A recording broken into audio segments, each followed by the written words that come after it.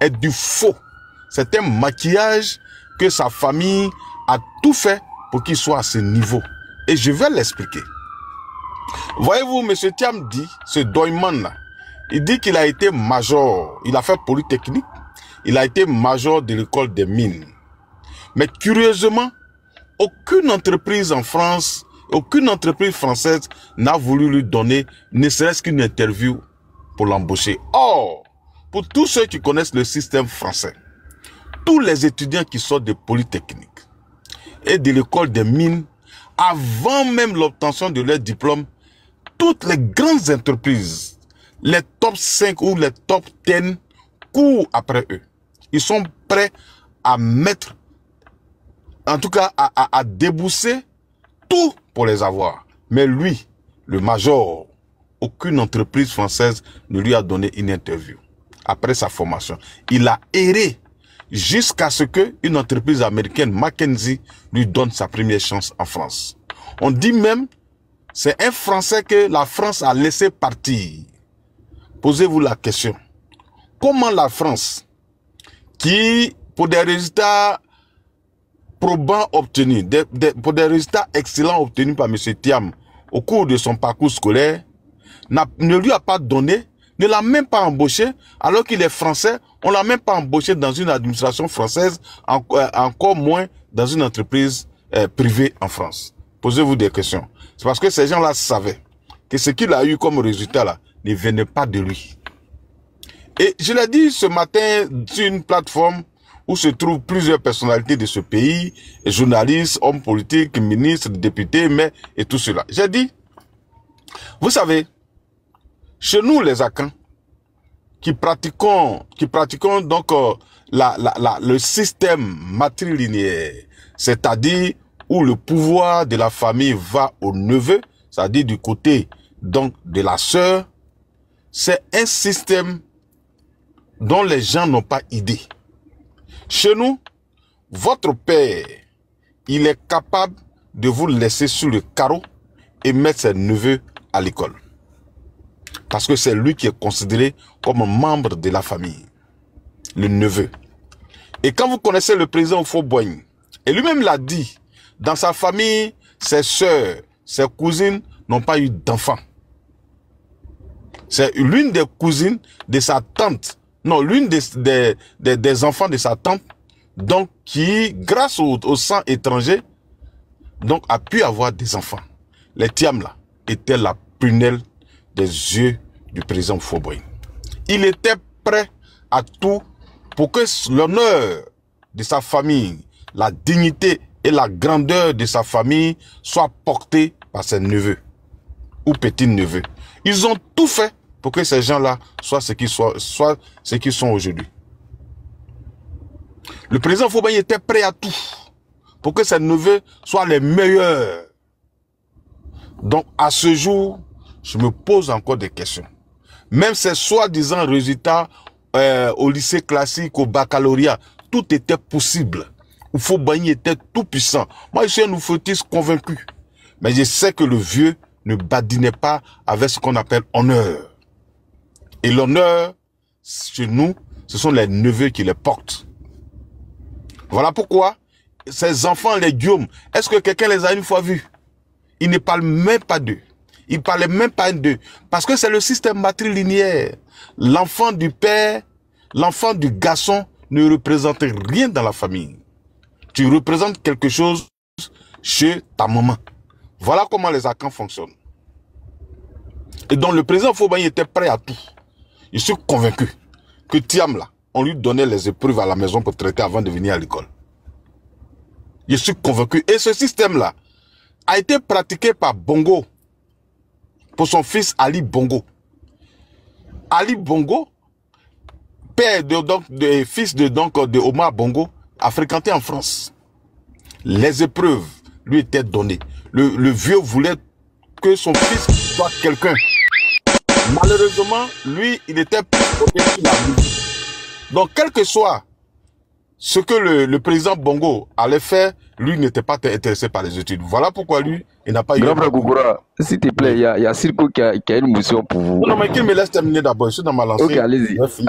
Donc, Donc, je suis convaincu à partir de cet élément, parce que demandez à tous ceux qui ont fréquenté en France, Polytechnique là, c'est la meilleure école de Paris, de France.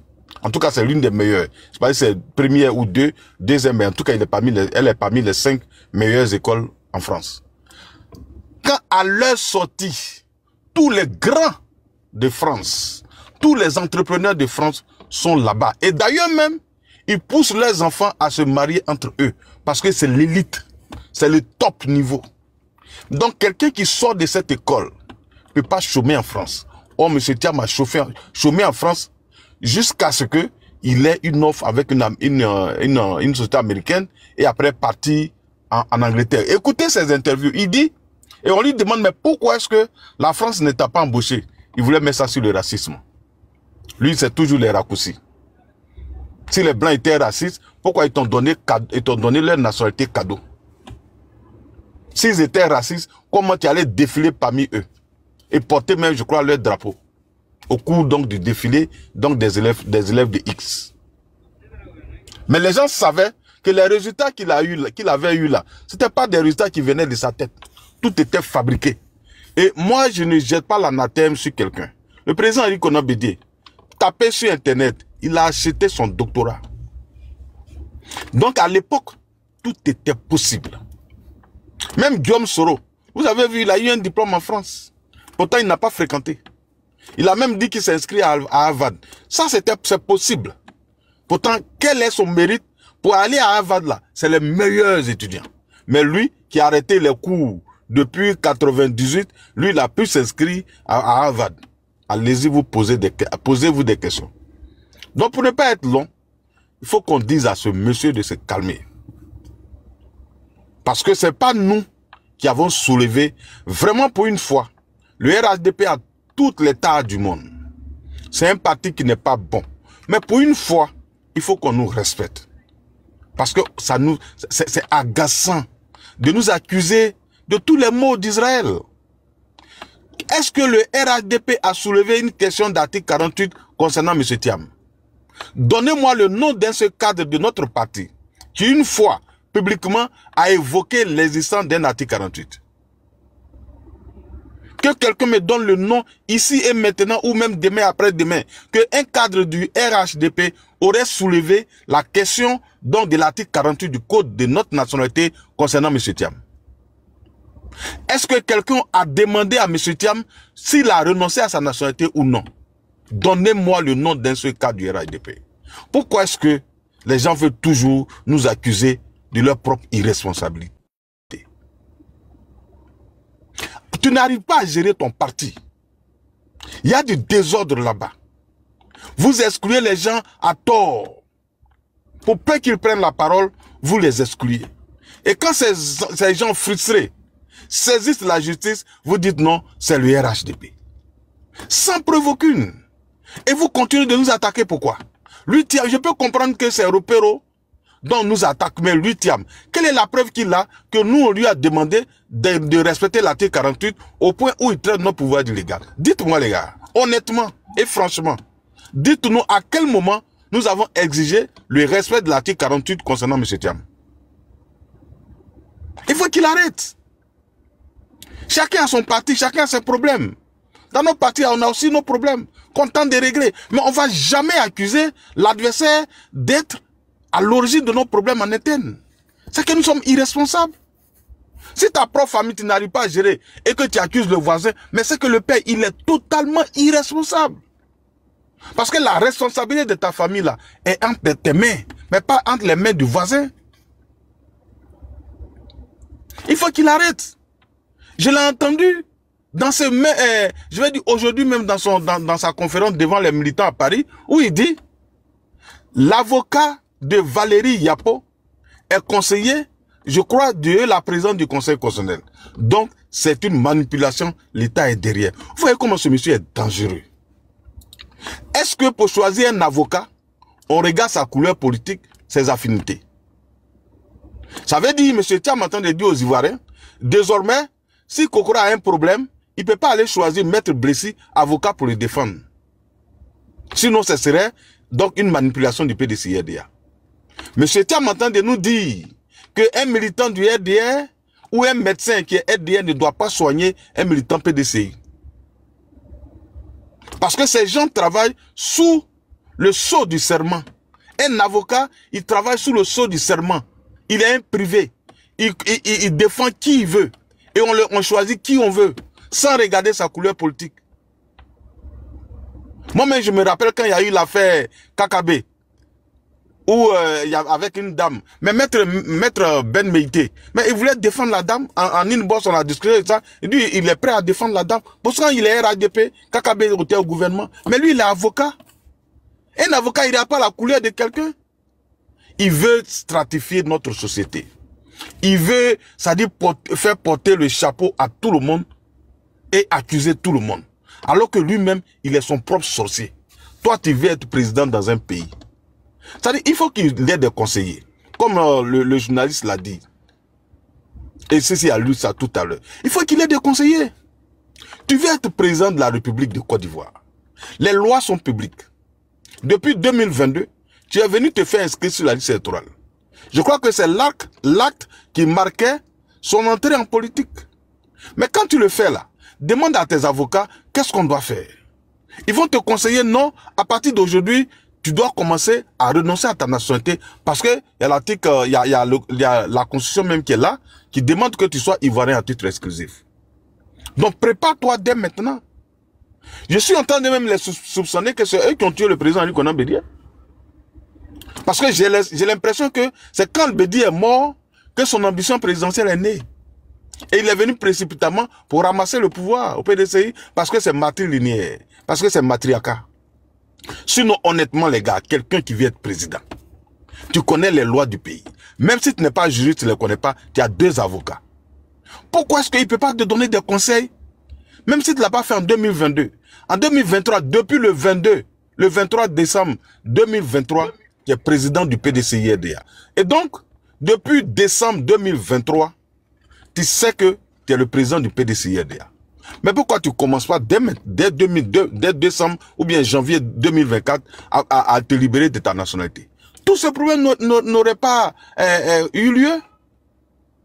On n'aurait pas tout ce bruit. Donc toi-même, tu crées ton problème.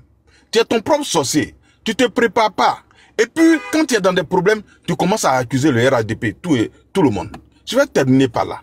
Tu nous dis, parce que les gens n'ont pas respecté la Constitution, donc on ne peut pas te demander de respecter le code de nationalité, donc l'article 48. Donc c'est ce qu'il va aller dire devant le juge. Non, monsieur le juge, vous savez, le pouvoir en place n'a pas respecté la Constitution, donc moi aussi, je ne respecte pas l'article 48. C'est l'argument qu'il va tenir devant le juge.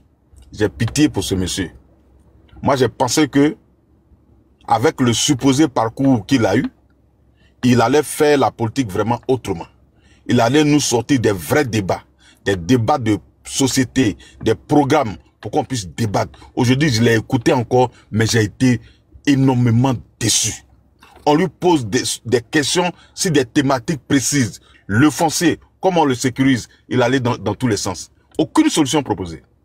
On lui demande la modernisation de l'administration. Il dit non, vous savez, quand moi j'étais au Bénet, je partais au travail à 6 heures, j'allais avant tout le monde. Voilà ce qu'il a dit. On lui demande, comment on appelle, financement de l'économie. Il parle des fonds de pension. On lui demande comment tu vas faire pour nous rendre milliardaires en dollars. Il dit non, il faut faire venir les capitaux étrangers, que les capitaux étrangers vont là où il y a la confiance. En bon, pendant ce temps, il veut nous redonner notre économie. Pendant que tu veux nous redonner notre économie et que les Ivoiriens doivent s'approprier leur économie, toi tu fais appel aux capitaux étrangers et il prend l'exemple du travail qu'il a fait au Rwanda. Au Rwanda, il a réussi à travailler avec Paul Kagame pour transformer le Rwanda comme la plaque tournante de la finance internationale. Voilà le monsieur qui veut donner l'économie des Ivoiriens aux Ivoiriens. Un gars ambigu, ambivalent. Ça, il change de bouche à chaque moment. Tu parles du bilan du RADP. Mais c'est toi, quand tu es venu, tu as applaudi des 2 mains le bilan du président Ouattara en disant que oui, le RADP a fait du bon boulot. Et à la présidence, tu as dit, monsieur Ouattara et moi, nous avons la même vision. En bon, tu as la même vision que quelqu'un qui est assis au pouvoir de façon illégale. Voilà des gens qui viennent nous diriger. Et il se trouve des jeunes, donc ils prennent même pas le temps de réfléchir pour les suivre. des vendeurs d'illusions. Monsieur Thiam est un vendeur d'illusions. Et il faut le lui dire, il faut même pas avoir peur. Il faut lui dire les choses de façon crue, sans hésitation. Et si, on va se mettre en mission sur les panels pour décortiquer la vie de ce monsieur. Quelqu'un qui est poursuivi partout au monde. Ses partenaires chinois le poursuivent. Même sa propre servante le poursuit. Quelqu'un qui a été expulsé donc de Crédit Suisse. Quelqu'un qui a été blâmé à Prudential. Toi, tu as venu donner des leçons à Alassane Ouattara. Toi, tu peux te comparer à Alassane Ouattara. Il faut que ce monsieur-là redescende sur terre. Parce que j'ai l'impression qu'il évolue sur serre. On va le faire sortir de la serre pour qu'il sente la température du dehors. Donc, c'est pas ça que je vais terminer. Mais allez-y lui dire que la bataille a commencé, qu'il se tienne prêt. Voilà. Il va savoir qu'il y a des garçons en face de lui et qu'on va mener ce combat-là. Merci infiniment.